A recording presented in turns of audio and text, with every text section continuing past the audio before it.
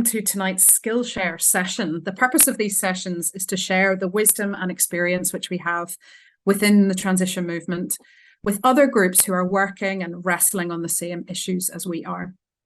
We're doing these monthly at the moment, and we'll share details later of what's coming up and how you can watch previous sessions. These Skillshares are brought to you by Transition Together, which is an organisation set up to support community-led change in England and Wales by connecting, amplifying and offering practical support to a growing network of transition groups across the country. These sessions are just one of the ways we do that, and you can find out more about the other events we have, training, seed funding and other programmes on the links which Rich is going to put into the chat just now. Tonight we're here to explore mapping and how, by capturing the great range of groups and activities going on in our area, it can make visible synergies, connections and opportunities we may not otherwise see. As I was preparing for tonight, I came across this quote from the Sonoma Ecology Center in California, and I quite liked it. Maps are like campfires. Everyone gathers around them because they allow people to understand complex issues at a glance and to find agreement about how to help the land. So we're looking forward to seeing how that is happening on the ground from our four speakers this evening. And first up, from my hometown is Margaret Smith. So Margaret Smith has been involved with Transition Liverpool since 2009. She's been an organiser for the monthly Transition Cafes and their annual gathering. She currently takes the lead on the development of the Mersey Green Network Map. And a bit about Transition Liverpool. So Transition Liverpool are involved in a number of projects, including transforming parking spaces with the Spark It project, currently live in the city centre, regular climate cafes, as we mentioned, where activists can talk about their feelings about climate change in a safe environment, along with the Climate Psychology Alliance, as well as the monthly Transition Cafe, an annual transition gathering coming up in October. Tonight, we're excited to hear more about one of their flagship projects, the Mersey Green Network Map. Over to you, Margaret. Thank you, Richard, for that introduction, and welcome to everyone who's here. It's great that you've been able to join us, and I'm going to share my screen to talk about Mersey Green Network Map. And of course, I need to just start this slideshow. Won't be a second. That's it. This is about Mersey Green Network Map, and I'm starting with this, unfortunately, a little bit hazy slide at this size, but this is where we started back at one of our gatherings in 2018. One of the principles of transitions, I think, is that people are invited to be the change that we want to see. And a group of 3 or 4 people were absolutely passionate about mapping current projects and envisaging future projects. And at one of our gatherings, they ran this workshop, which was highly successful, and we generated at least 100 different organisations across Merseyside that were active in things that were loosely connected with climate change. So what happened next was the information was collected, put into a database, and Lucy, this person on the right, this mapping thing was so big there was nowhere really to store it. So Lucy runs an organisation called Growing Sudley that is on the map, and they decided to plant it in their on their soil. So it's now safely rotting under the earth to go back into compost. So once we'd got the database, we really didn't know what to do next. And the next bit is a collaboration. And the collaboration is between the Solidarity Economy Association, who gave us the map on the recommendation of Friends House, a Quaker organisation based in London, and some information that was passed to me via them. We wrote something about it on our website, and we were contacted by Wirral Environmental Network, and this is a collaboration between these 4 groups. Without any of them, I don't think this would have got to the stage where it is. So my first point that I'd like to make is you do more if you collaborate. So the Solidarity Economy Association actually gave us this free. We're very, very fortunate that they did, because I think they charge other people, but we agreed to have their beta version, which has been great, and to put it on our website. So what we're combining here is the principles of climate change, developing a green economy, and also working towards encouraging participatory democracy and actively trying to address climate justice and sustainability and acting in solidarity. And in the longer term, system change.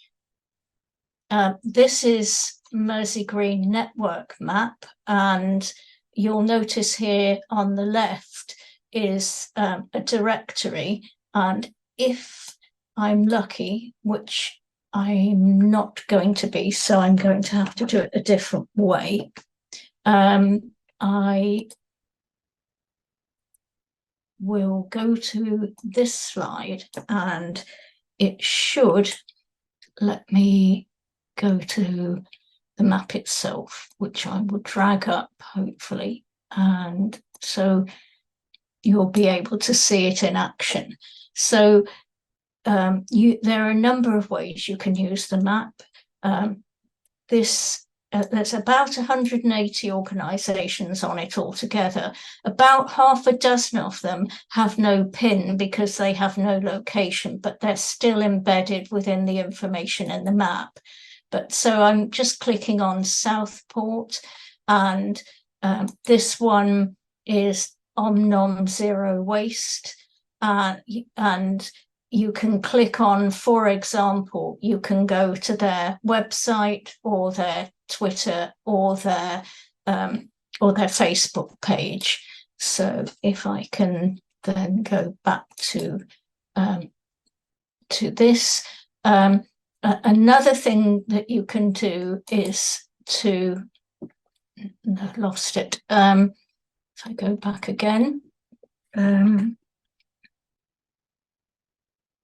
Another thing that you can do is to use the index, so that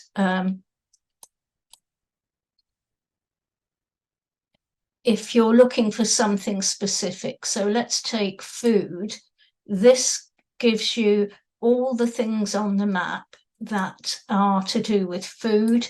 So if we were to go to, say, Fairshare Merseyside and North Wales, this has all the information on that.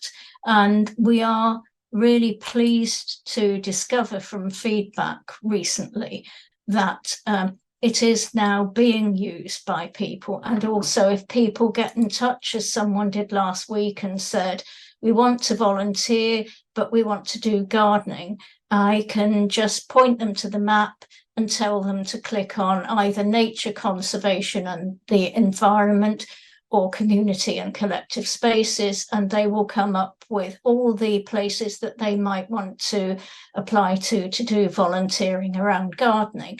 So that's the sort of way this is being used. Obviously with food, it's about food and resources, and we have some amazing creative things on the map.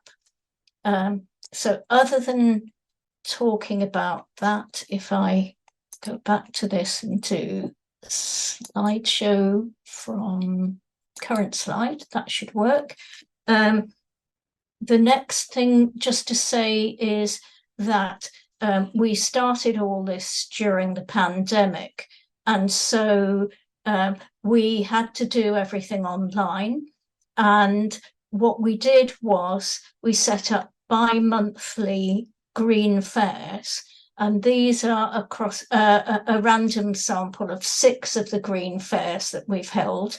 We video the talk, we do a short thing to put on our website, we include them in our newsletter. So effectively, we're promoting the map and everything that people are doing.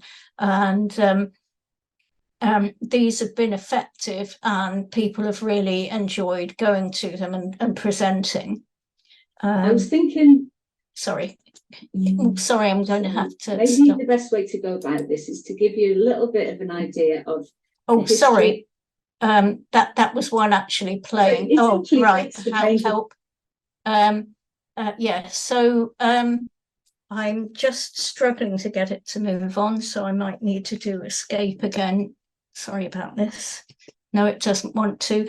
So I'm going to have to manage without the slides unless I can escape, which I don't think I can. So essentially, Fates for Change is an environmental charity. We're interested in how the world shapes.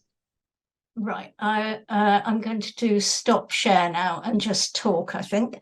And so other things I was going to say, that slide was from a talk that I gave to Wirral Environmental Network. We do talk about the maps. For example, we gave several talks at one of our local art galleries, the Open Eye Gallery, and we've and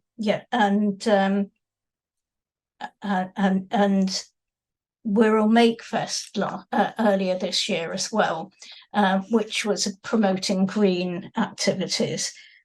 We also run what we call map jams, which are places where we invite people to come and stick their local information about green projects on the map. And they've been very successful in generating new organisations to make contact with. It is more tricky, and I'll be looking forward to hearing how others of you manage, because we get the people themselves to put themselves on the map, because the idea is to empower the people to make the choice themselves and eventually to take active ownership of it. But it is a challenge to get people to put themselves on the map. We've done 2 in Toxteth and Bootle, and yeah. So I think have I used up my time, Richard? So I think I'll call that it for there. Okay. Thank you very much. Thank you so much, Margaret. That was brilliant. Great to hear all the things that have come out of the map as well. We're going to move on and hear now from Martin Hood of Green Durham. Hello. Martin has been a member of Transition Durham since 2016, and he's now a director and co-founder of Green Durham Community Interest Company, which has grown out of the Transition Group. He helps to maintain the Green Durham website and organise the regular Durham Green Drink meetups. And we're really looking forward to hearing more about your Green Durham map. Yeah, I'm from Green Durham, and we'll start with a little bit of a history. So the Green Durham as an organisation was really a lockdown project. So it began in early 2020. At the time, there was a group of us that were looking after a number of websites. There was the Transition Durham website, but we also, the same group, really looked after Durham Local Food website and our permaculture the Northeast Permaculture Network. So at the time with lockdown, we weren't able to organise events or meet in person. So we kind of had a bit of a regroup and looked at, what the strengths and weaknesses were of the group as a whole. And one of the things that we kind of looked at was just our connection with the other green businesses and community groups around the northeast, and it was kind of our knowledge of those groups that was one of our main strengths. So the decision was made that we would combine, certainly from the website point of view, we could combine into a single website, but we'd continue to maintain the network. So each of the groups still maintains its own. We still look after a web page, a Facebook group, and they've each got an email group. So they still exist as a network, but we just combined from the website point of view. So early in the process, we kind of wanted to define a little bit more of what we would and what we wouldn't include. So we wanted to kind of look at what that came down to. The key things that we came for was location, which I'll go into a little more detail later on. But also we wanted local ownership, so we wanted to include organisations that were part of the local economy and shared our ethics. And also, we wanted to have a look at specific categories, so things would have to fit into particular categories. The location part was a bit more of a challenge because of the three organisations that we were kind of trying to merge. Transition Durham concentrated on the city of Durham. The Durham local food was covered the county, whereas the permaculture network covered the whole region. So we wanted to kind of have this as a defined but flexible sort of term, but we wanted to have this written. So what we came down to was we wanted listings that were of interest to people of County Durham. So if something interesting existed elsewhere, but it wasn't represented within County Durham itself, we would still include it. So we've got watermills in Cumbria and in Northumberland, and there's also Willow Artist in Northumberland, and there's a Yorkshire goat milk ice cream maker that we include as well. So we're kind of flexible about how the border was.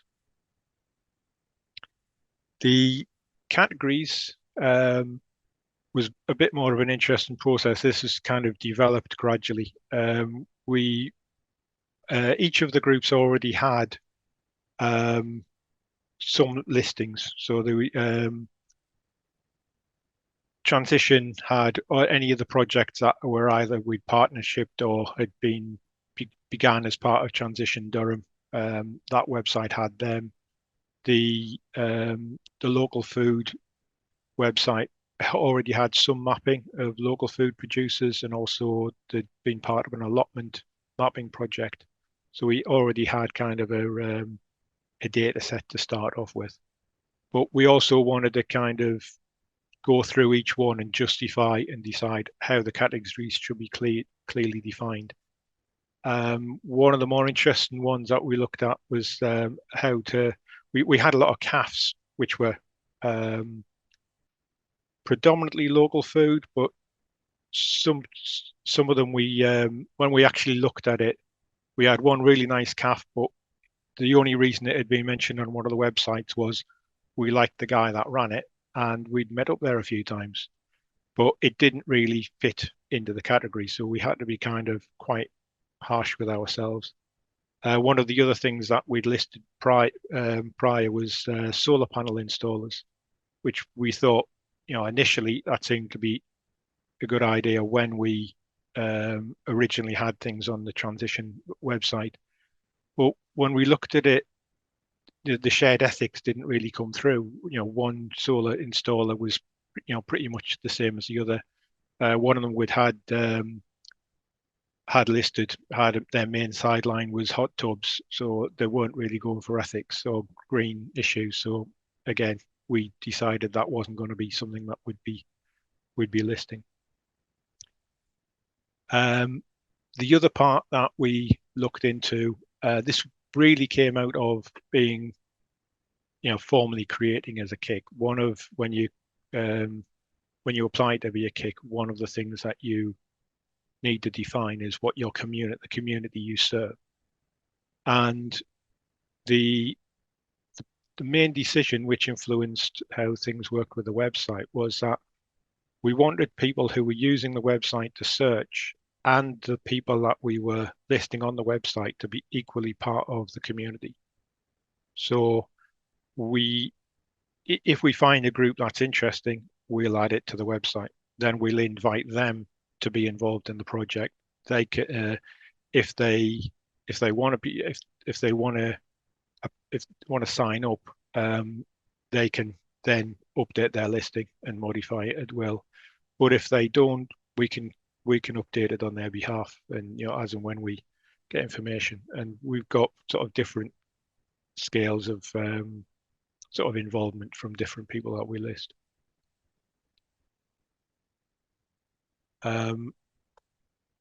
One of the things that we also addressed was that we had a lot of organizations mentioned on the other sites that you couldn't quite put a pin in the map. We wanted the mapping part to be very much sort of geographic. We wanted to be able to find them, allow people to find themselves on the map and then see which organizations were close to them. So we created a separate section with just resources, and it's similar listing, but it's not part of the same mapping project. But it covers anything that is an online resource or a national organization. It also covers, there's a lot of the umbrella organizations that have helped set up with links to some of the local organizations. So we wanted to cover that in another way. So cover a little bit of the technical part. So the website is based on WordPress. It uses a Listing Pro theme. That is predominantly a very kind of commercially focused. So a lot of the work was actually trying to take some of the commercialism out of it and not try to have pop-up adverts and encourage you to sign up for subscriptions. So just to make it to work for us. So it was quite modified. Underneath, within sort of the Listing Pro itself, people might be find it useful to know that the leaflet JavaScript library, which creates the map, and the map itself is OpenStreetMap. And just some of the parts of the future. What we're trying to do now, really, we have, I think it's in excess of 300 listings on the site. We're trying to look at how we can cross-pollinate between them. Trying to so if we can encourage a calf that isn't using local food, can they use the map? How best can they use the map to find local produce? How groups can find members? If we can link up things like organisations that are managing woodland to link up with green crafts. So it's sort of the next phase that we're trying is really joining the dots. Yeah, fantastic. Setting my mind whirring on maps. Thanks so much, Margaret and Martin, so far. So next up, we have my good friend Pauline Cory. And Pauline is a director of Transition Town Worthing CIC. She joined Transition Town Worthing in the spring of 2010, and by that August was already on the steering group. I know that story well. She has helped to run a wide variety of projects and events for Transition Town Worthing over the past 13 years, including a community climate conference, several eco-open houses events, it's a mouthful, and a big annual eco festival in the town. She is project leader for the monthly repair cafes and 2 community allotments, and initiated their sustainable Worthing map, as we will hear. It's a result of many years of work and local collaboration and networking. So over to Pauline, and this is kind of internet interactive presentation in 10 minutes. But over to you, Pauline. Let's see how we fare. Okay, thanks very much. It's really interesting hearing other people's stories because there are so many overlaps, and I keep nodding along the way thinking, oh yeah, that's what we did, or that's how ours came about. I mean, ours came about really, as Richard just said, through years and years of collaboration with lots and lots of different organizations and lots of networking. And all of that stuff was in my head or written down in all sorts of places. And then through our various eco open houses events, various themes emerged that we decided to focus on. And then from the climate conference in 2020, a huge amount of material emerged from that we really needed to pin down and put somewhere, a bit like, you know, one of the stories earlier on. So, and then again, the lockdown story, I got COVID very early on and ended up with long COVID, which I still have. So I just needed to try and consolidate everything that I had in my head, plus all of this information that was just floating around. So we created a website, and then we decided that we wanted to create a map. So what we did was we contacted all the different organisations locally that we collaborate with, are partnering on projects and things, and asked them to come to one main event where we mapped together everything that we knew that was going on locally that we could think of at the time that was of a sustainable nature and that kind of helped people to reduce their carbon footprint and to help prevent further ecosystem collapse locally. So we had that big meeting. We could only accommodate 60 people at the time because of the laws around gatherings and so on, because of all the COVID stuff. So we invited about 120 people, 60 actually turned up on the night, and then we had probably about another 40 that helped us collaborate on the map afterwards, gathered all that information together. It was an amazing evening, absolutely vibrant, incredible evening, and brought lots of people together who'd never even met each other before, never worked together, and created lots of collaborations from that. We then created a spreadsheet with all of this information. We started out with 7 themes that had come out of our Eco Open Houses events and the climate conference.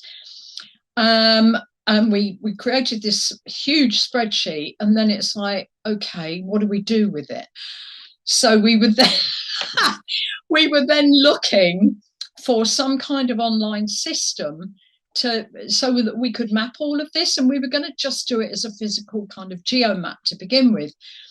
And then I attended a Southeast Climate Alliance Zoom online thing, and Puran Desai from One Planet was on there doing a presentation.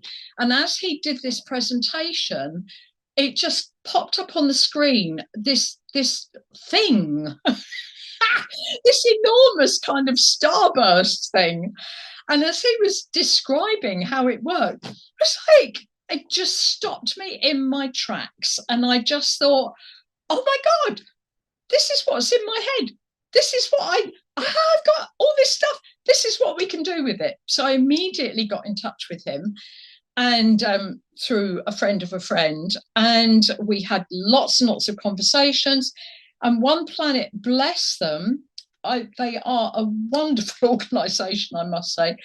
They'd never done, they had this amazing operating system, but they hadn't done anything like we were asking for. So they created this map for us. And they were incredibly generous with their time. And anyway, that's the history of it. And it's just grown and grown and grown. And we have meetings with them once a week actually now. And through those meetings, we now link up with loads of different community groups around the country, locally, and so on. So what it's led to is the beginnings of a wonderful network of mappers, like-minded mappers. So very quickly, share screen, and I will just show you. I'm rubbish with technology, please forgive me. So there are various ways of getting into our map, and one of them is to go to our website, to the resources section of our website, and there you will find a link that takes you to our mind map. So I'll just click on that. And so you just scroll down and the interactive plan is there, which is the mind map. And there's also the resource map, which is in a linear report with lots and lots of writing, which I hate. I much prefer the mind map, which is very visual, and it does your head in a bit when you first go into it because it bounces around all over the place. But oh gosh, now then, I've got to try and move that over to somewhere. Sorry. So when you go into it, the first thing you do is, sorry, let's go back. Too quick. So when you go into the mind map, the easiest way to navigate your way around it is to go to filters, hide all. Tells you how to do this on our website. Now, why isn't that happening? Perhaps I'm going too fast for it. Yeah, take your time, Pauline. Totally take your time. Yeah. There you go. There you go. Yeah. Sorry, I was going too fast. Okay, so let's do, we just choose one as 10 principles, and they are the One Planet principles. And those 10 principles underpin the 17 sustainability goals, UN sustainability goals. Okay, so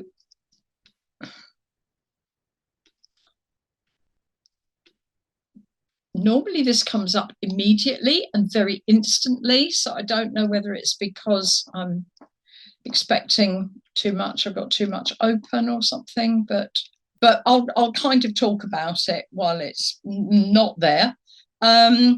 So there's also facility to go to a geomap, and I won't click on that because it'll confuse it even more, where you get a map of the area, and it's got all of the things that are on our map, not all of them, but quite a lot of them, actually pinpointed on a physical geomap. Maybe I'll just leave that for a second and show you one of the other ways of getting into it, which is by going into One Planet, into their website, and clicking on published plans, and then whatever plan you're looking for. Is there's too much stuff you would type in here. If you're looking for hours, you type in Worthing and click on that. Probably won't do it because it's trying to do too much at the moment.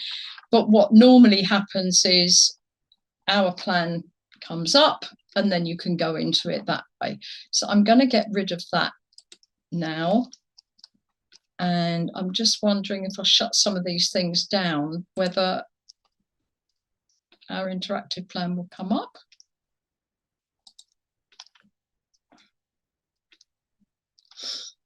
Oh, I don't know why that's not coming up. I've never had this happen before. It's absolutely typical, isn't it? But anyway, those are the different ways that you can get into it. And I've probably gone over my time anyway.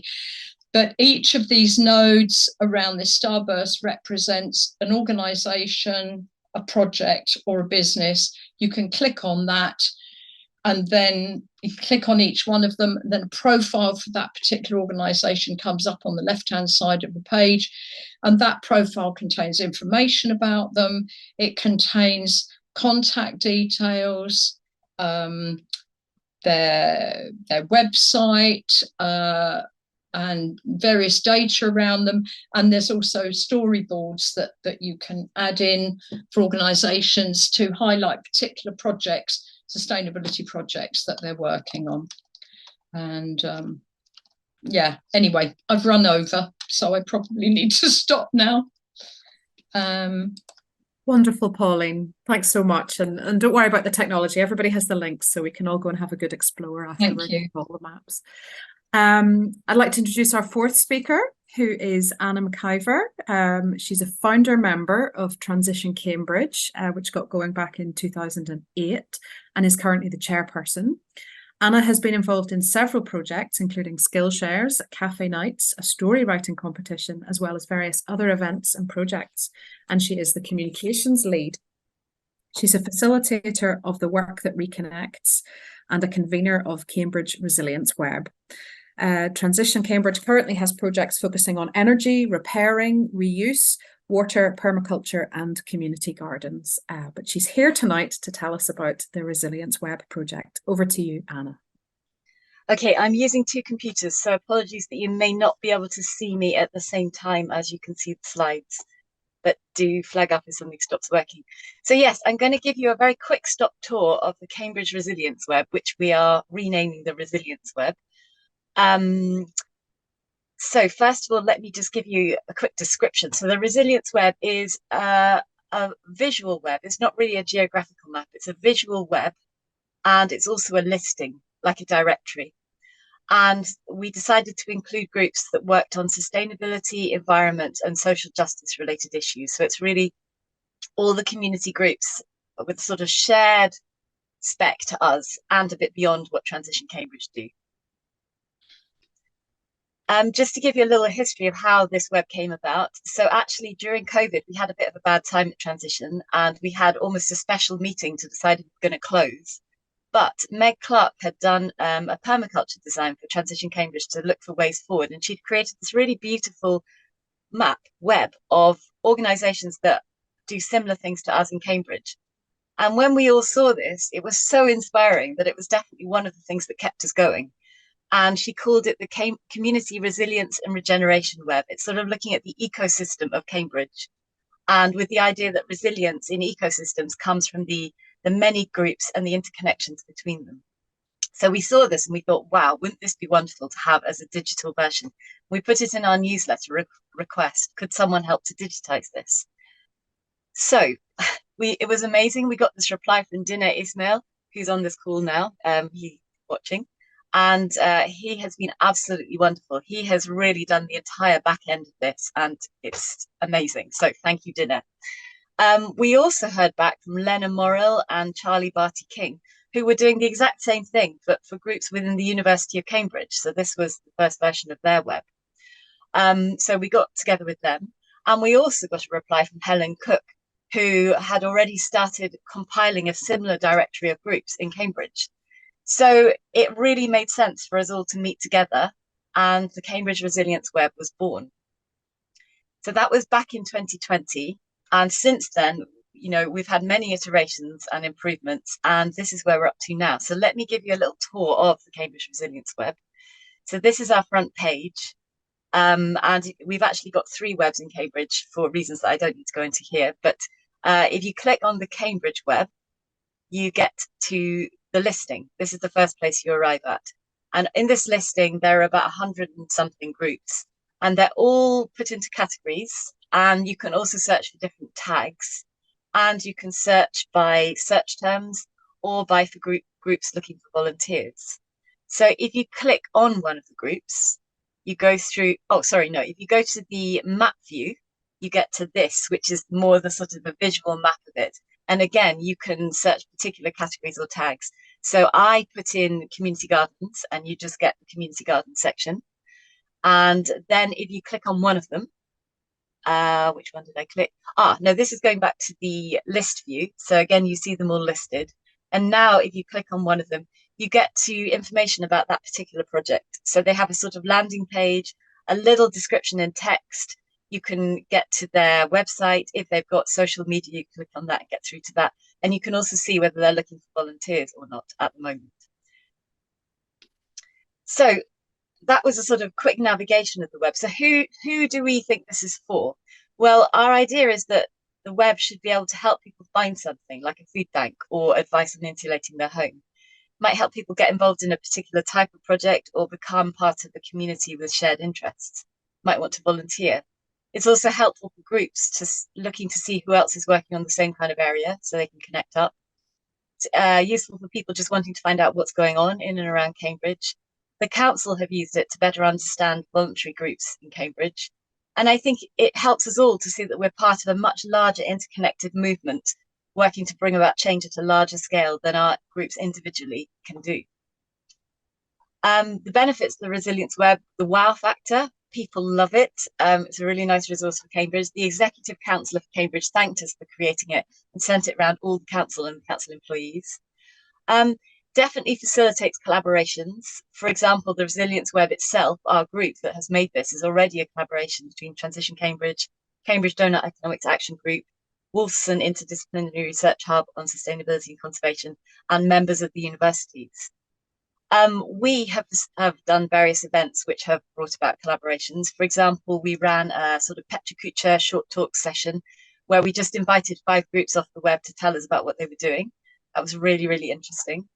And more recently, we ran a day called Resilient Cambridge, Together We Can. And the idea of this event was to use the web to look for gaps.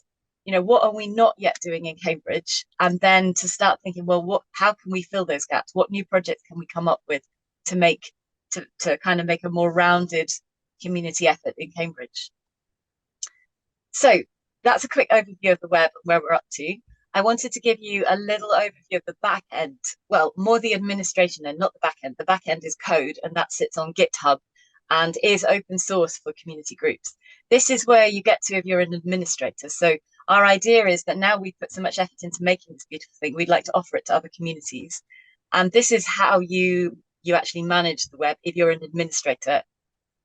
So you sign in and you come to the listing. You can put a new listing in by clicking the new listing button. That takes you to this page where you just fill in the information, you upload a photo, put the social media links, etc.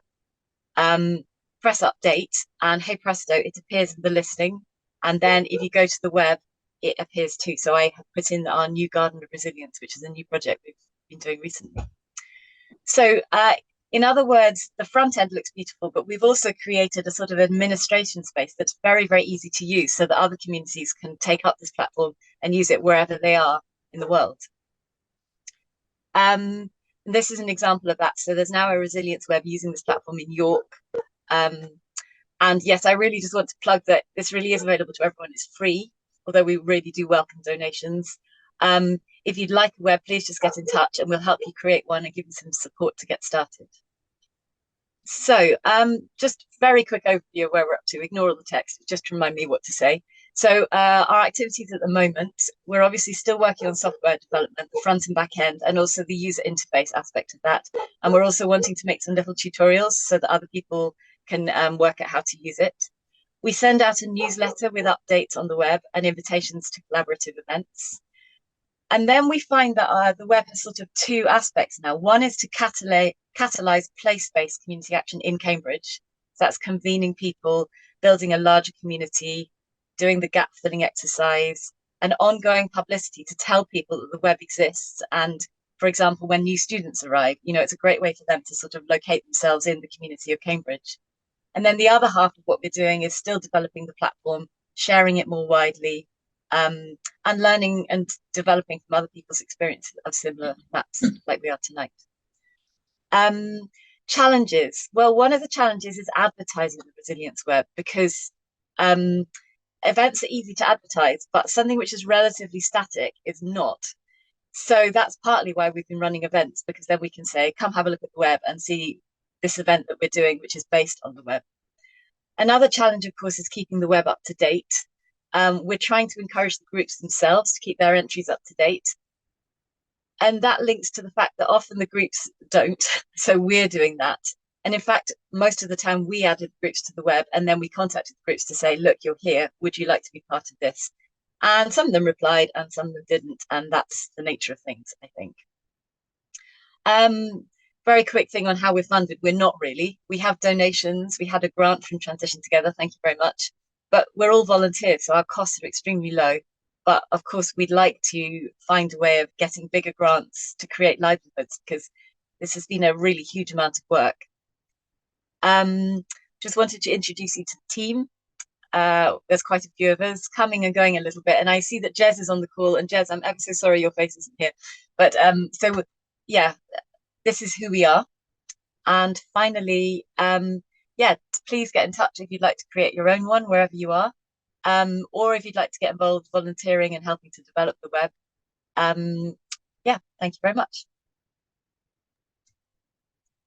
Thank you so much, Anna. Wow, what rich presentations. I am so struck by how these maps, which exist on, you know, websites and platforms, encapsulate such a lot of energy and beauty and conversation and connections that are existing in real life, and can even inspire groups to keep going when they feel like things are difficult. So that's really powerful to hear. We have a bit of time for questions. I can see in the chat there's been a few questions for the team involved in the Cambridge Resilience Web. Oliver, has your question been answered, or would you like to say more? Or perhaps you would like to tell us about your Murmuration project. Thank you for giving me the time. Yeah, and thank you all to the presenters there. That was amazing to hear so many enthusiastic mappers, and I loved the like-minded mappers thing in the chat. That was really cool. But yeah, I don't want to say too much because I can talk about this stuff forever. But we've been trying to solve all of these problems that you're all describing for like the last 20 years. So that whole thing of, oh, I wish they'd update their own profile, and how do we stop profiles going out of date, and what do we include, categories and all of those things are what we've been trying to consider. And so we built what is essentially a protocol on which anybody can do mapping. And it actually has many of the solutions to some of the problems that you've all been mentioning. So I think it's brilliant what all you guys are doing, and I'm really inspired to see that there are so many people mapping out there. It's great. But what we're trying to do is basically link all of these maps together by providing an open data set, encouraging you to open up your data to make it linked open data, so that then anybody who wants to build a map doesn't start from scratch, and everybody is contributing to a same larger whole body of data. Because what you've probably noticed about all these 4 maps we've heard about today is that they're not connected.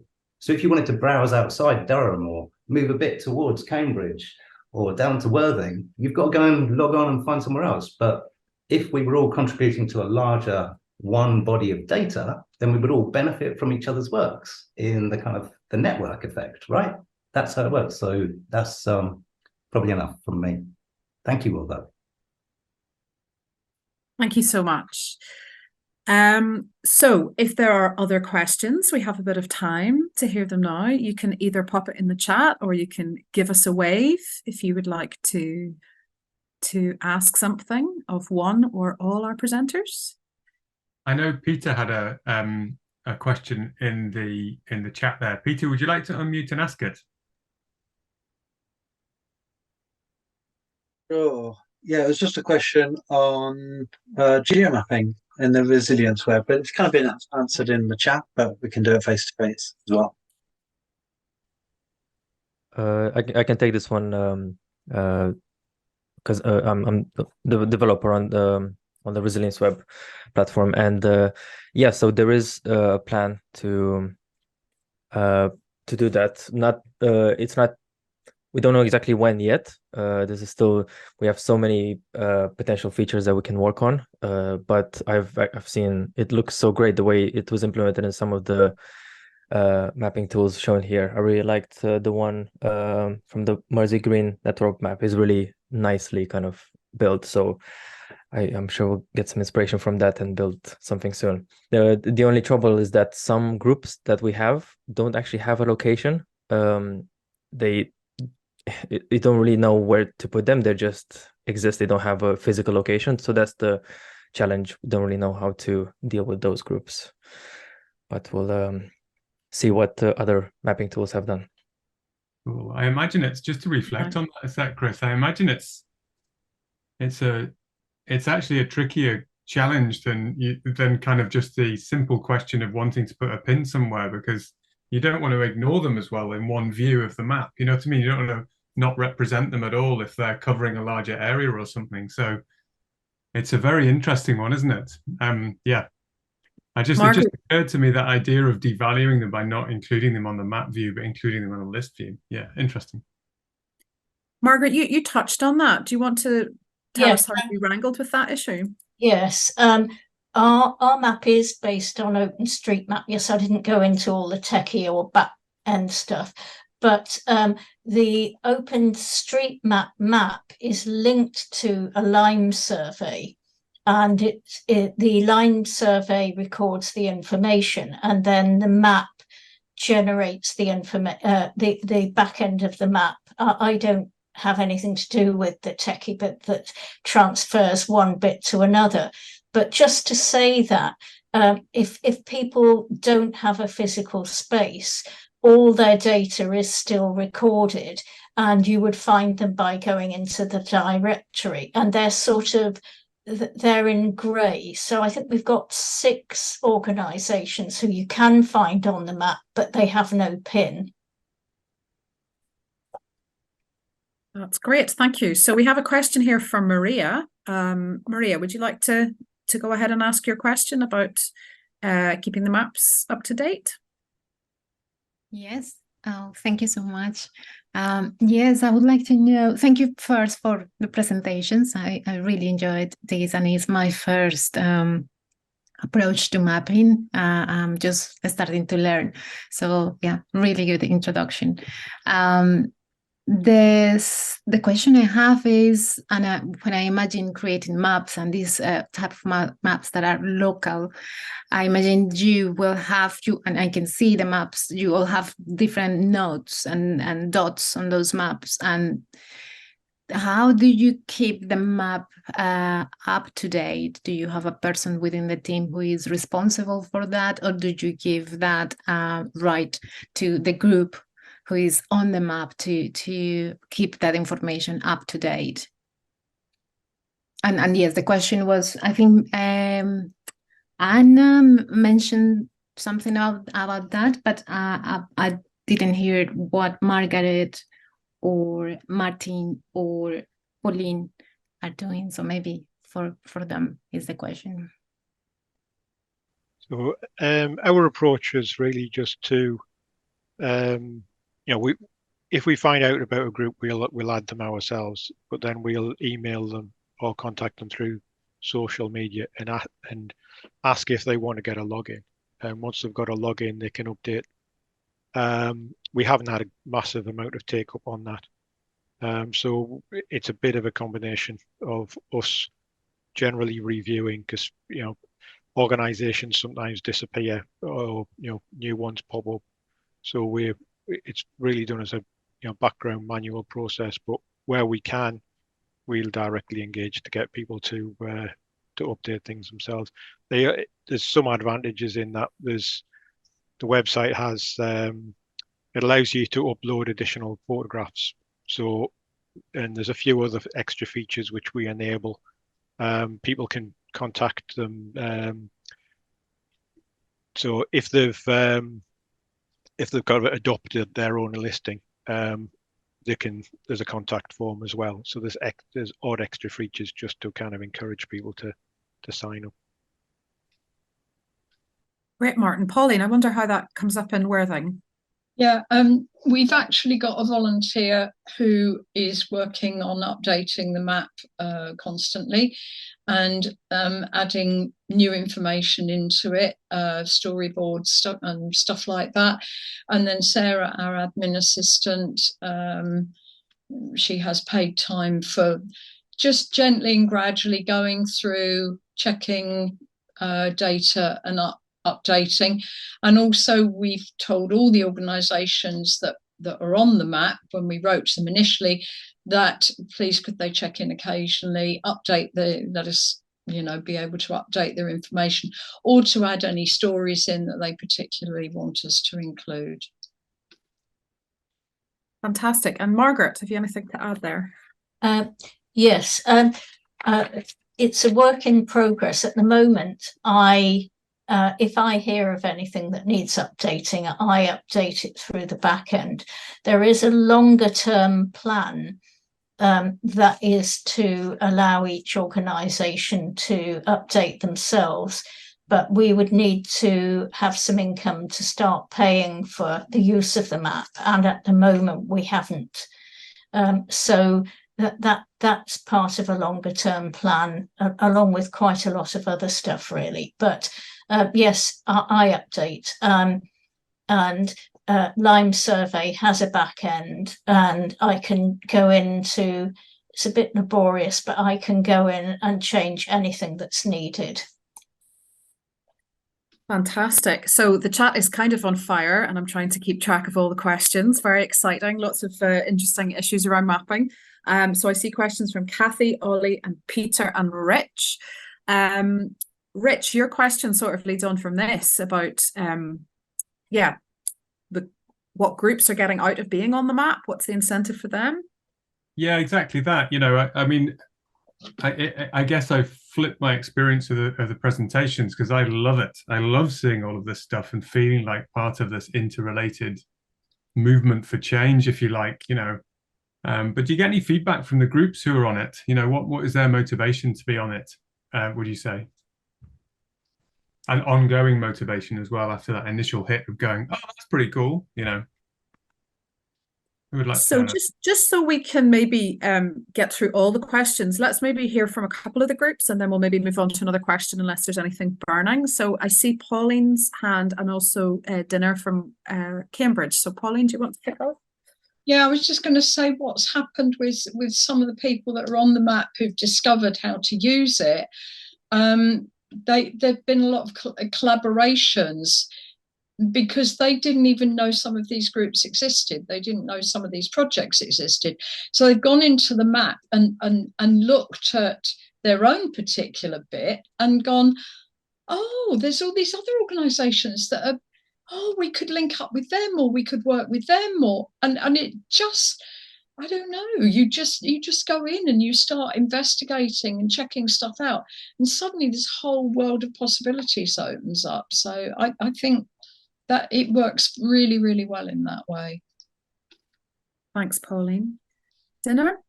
And for the Resilience Web, not going into future plans that we have for making the Resilience Web a lot more useful, one thing that I'd say is, so each listing on each group has its own page that with a separate link that is also indexed in search engines, so it shows up if you search for it. I found quite a few examples. We get quite a few visitors coming through to the Resilience Web just by searching for a particular group, so it gives them more visibility. A lot of groups actually don't have websites, or they just maybe have a Facebook page or something, and that's it. So they actually can add rich content, anything, images, embed videos and stuff. We haven't done that as much, but the feature is there and they can use it. So they can have a little mini web page of their own that has visibility. Yeah, we do that too. Yeah. Cool. Super. Pauline's comment puts me in mind of the question that Peter had about beyond mapping, and I was really struck by some of the things the speakers were saying about this not simply being an online tool, but something that crosses over from online to offline and to the real world. Peter, do you want to go ahead and ask your question? Yeah, sure. So the question really is, what plans do people have, if any, to go beyond mapping, maybe potentially as a framework for collaboration? I mean, do people see maybe like sprints around certain keywords, for instance, like on the Resilience Web, it's really clear what the keywords of specific actions are, like composting and that sort of thing. So you could be organizing sprints around composting, say 6 weeks on Zoom as an example. So I was wondering if people are looking at going beyond mapping to coordinated collective action. Margaret. Yes, we're starting that process this October with our transition gathering, where I don't know how many will come, but we're inviting everyone who's on the map to come to it. And some of the events are specifically designed to network. That's one thing.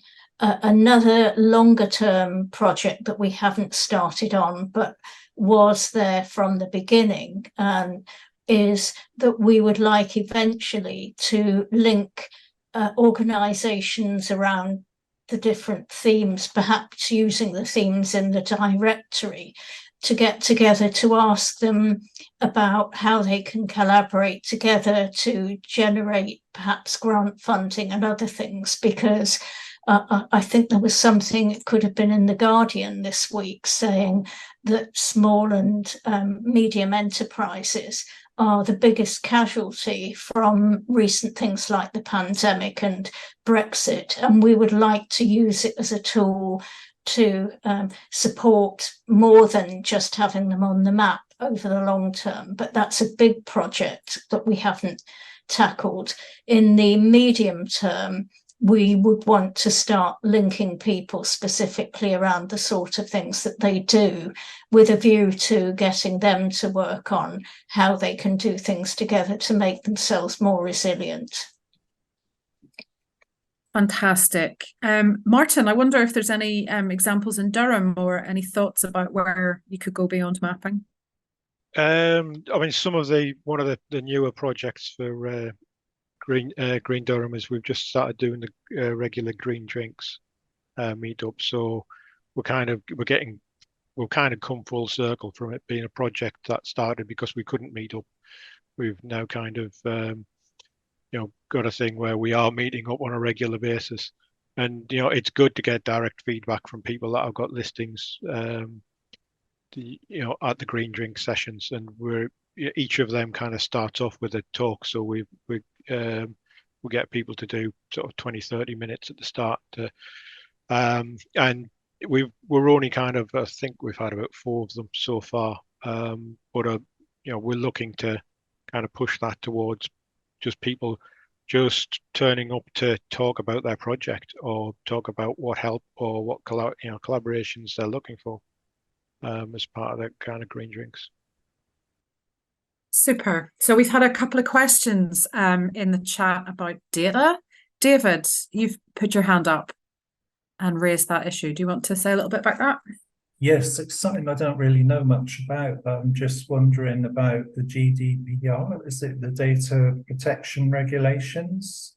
Is there any issues about storing the data?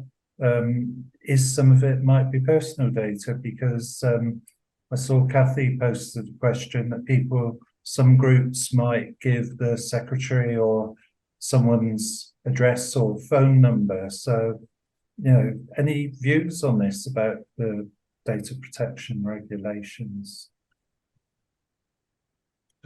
We put in. Go ahead, Martin. Sorry. So yeah, we did some work around this when we first started the website, and it really just to cover the terms and conditions. So a lot of GDPR it's really about being open and honest on what data you collect and what you do or don't do with it. And as long as that's kind of clearly in your terms and conditions, you're generally covered. Vast majority of the data is, because it's in the public domain, it's not really classed as personal. But you've also got to have procedures that if somebody was to ask to have their personal data removed, you've got to have that kind of procedure for it to be removed. So far, we've got the procedure in place, it covered in the terms and conditions, but nobody's ever asked us. Great, thank you, Martin. Pauline, I see your hand as well. Yeah, basically everybody that we included in the map we wrote to and said, this is what we intend publishing, this is how it's going to be done. if there are any data that we have included, we sent them a link to where, you know, their information, and asked them to get back to us if we were including anything that they didn't want published, and that's how we did it. And a couple of people did come back and say, oh, you've lifted this from our website or from our Facebook page or something, and it's got, just as you said just now, the details of our secretaries, whatever. We don't want that on there, so we didn't include that. So we got around it that way.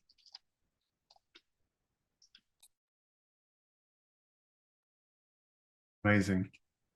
Well, as is always the way, the questions just get going and warming up, and the chat starts to go on fire, people responding, and the question's way up there. And we get to this point where we need to start thinking about closing our time together this evening. So we're nearing that moment. But before we get there, before we get to the end of our time together, I'd like to invite each speaker to offer any reflections on what they've heard tonight, as we played with the notion that together we can map networks for change.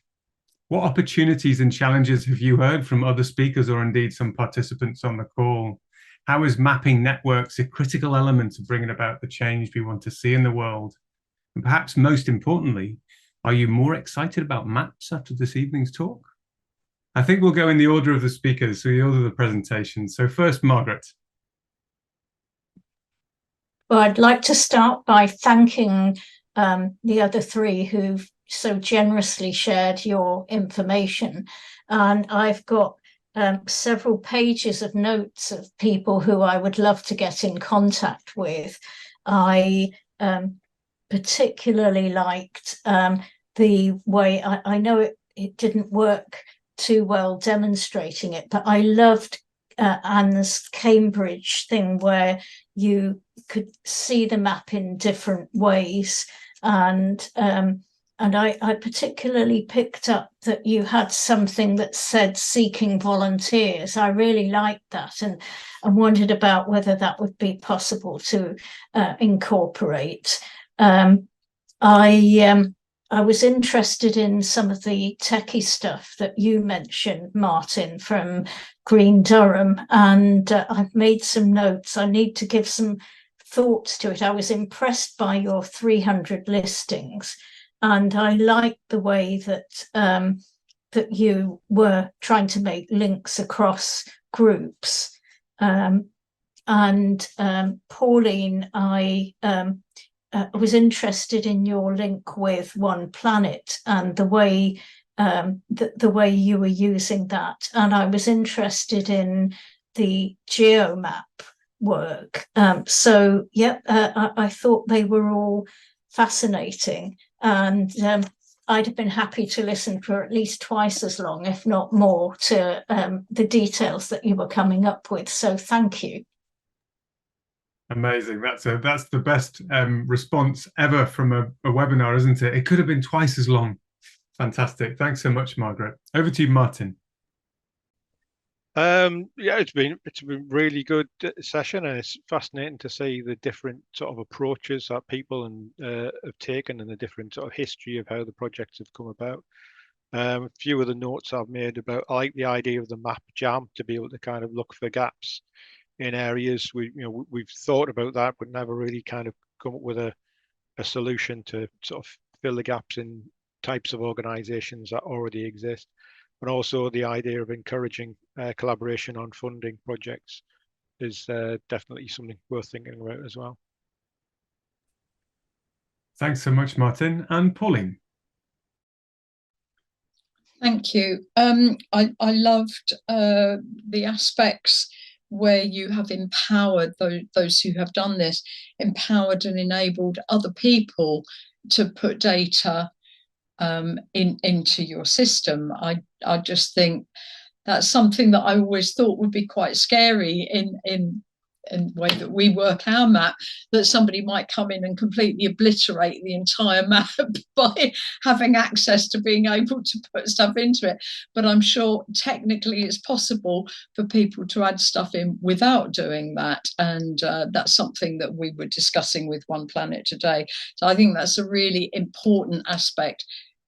enabling and empowering other people to take ownership of what you're doing, of their particular bit of it. I think that was really a really important feature that I'd really like to discuss with One Planet, whether we can do that. Thank you. Brilliant. Big agreement from Oliver there as well. Oh, and also I wish it could have gone on for a lot longer, because there was loads of stuff that I wanted to find out more about and ask people, and certainly there was more that I wanted to share about ours as well. Thank you. Great. Well, Chris has a wonderful offer as well as we come to the closing of this webinar, a place to continue the conversation, perhaps in that way where, like this room, you can ask the geeky questions. Love the geeky questions in the chat. Fantastic. So over to Anna. Any final reflections? Just like, well, it's just inspiring to see the different ways we're doing this, actually, and yet how much is really the same in terms of, you know, who to include, how to get them involved. Yeah, I've been watching the chat and seeing some great questions to dinner about, you know, it looks like a lot of the techie stuff. There's some really interesting conversations going on there. So I don't know what more to say. It's really interesting, and hopefully this will lead to future collaborations. I love the idea of a really big map that might be like much wider, so that we can sort of see ourselves as a UK or even more global. Yeah, that's a really interesting thing as well, that we play around with that idea of empowering, of course, local action with no, like, ignore permissions, just get on and do, and yet wanting to see this bigger picture of change, wanting to join the dots. I was also really compelled tonight hearing that role of a transition town, if I can call you all transition towns who have spoken tonight, that idea of convening and facilitating, thinking about the whole, you know, these are transition town kind of DNA stuff, right? And seeing what connections, not being bothered. We don't need to be in the middle. We've just done this in service. You all connect, then brilliant, you know, in different constellations. So I was really curious about that before coming into the webinar. Like, what is it? What's unique about a transition town and mapping? And those are some of the things I heard tonight. So thank you for your closing thoughts. Over to Chris. Brilliant. Yeah, thank you so much. It's been really interesting. And if you have also enjoyed this evening's exploration and wish it could have gone on for longer, we would love to invite you to continue the discussion on our Vive platform, where just this week we have launched a new space on mapping. So Vive is an easy-to-use ethical platform that Transition Together has set up, free of ads and algorithms and some of the clutter of social media. And it's a place where anyone working on community-led change can connect, share, ask questions, collaborate on a whole host of topics, like how to organise a group, food, nature, social justice, and now mapping. And Rich has shared the links there to join in and to find the mapping space, which just went live yesterday. We'll share all the links from tonight in that mapping space, and also the recording of tonight's session if you want to watch it back. So it'll be a great place to follow up. As I mentioned, this is one of a series of Skillshares that we're running this autumn on diverse topics voted for by transition groups that would help them most. So next month, we're exploring how to make our voices heard online and in the media. In November, talking about how communities can address the cost of living crisis. And in December, how to recruit more members and volunteers. So you'd be very welcome to join those. And the details of all those are on our website and also on Vive platform. And do make sure you get our newsletter to find out about those events and what's coming up. And we were going to share some links to stay in touch. But let's just see if we can get this very short feedback poll launched, because it helps us to plan future events and find out what you got out of tonight. Well, I've just logged out of the account, so see if you can launch the poll. Might not be able to do this while being in a meeting. Here we go.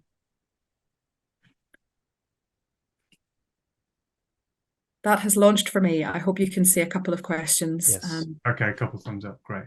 Fantastic. So just while we do that, we'll put a few more links in the chat to keep in touch and say how wonderful it's been to hear the enthusiasm tonight from everybody, our speakers, and also participants. And we really appreciate all the effort which Margaret, Anna, Pauline, and Martin have put into sharing their projects and making such beautiful presentations. And it's been really great to be together, and hopefully the conversation will continue.